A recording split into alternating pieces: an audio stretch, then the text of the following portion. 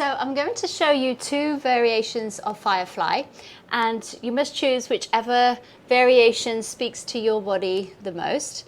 The first one is where we keep the hips, the legs and the feet all on the same plane, so they're all in one line. The second variation is where the hips go down quite low towards the floor and the feet lift up towards the sky. Okay, so I'm going to show you the first one to start with. So come into a nice deep squat position and turn your toes out so they're about 45-degree angle, and then snuggle one shoulder underneath your knee as much as possible, and you can press the calves forward in order to keep it in place if you need to, and then the other one. So pressing the calf forward if that helps.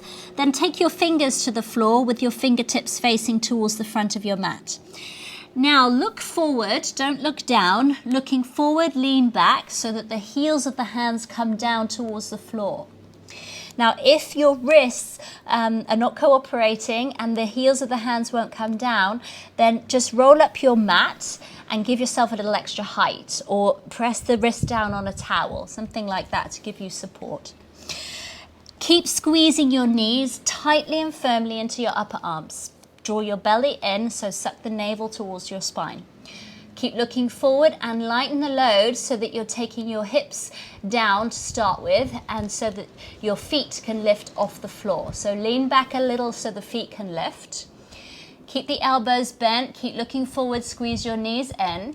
From here, start to push into the floor, straighten your arms and lift your hips up. Point your toes, squeeze your knees into your upper arms, try to get the hips up a little higher.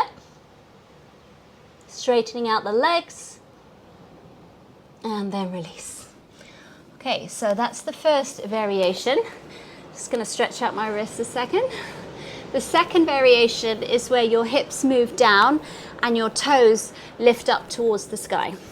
So I'm going to come into it in exactly the same way. So just snuggling in. Super important that you get your shoulders to be fixed in place right underneath your knees. Okay, so I'm just gonna get in as tightly as I can. Now again, look forward, keep your head up.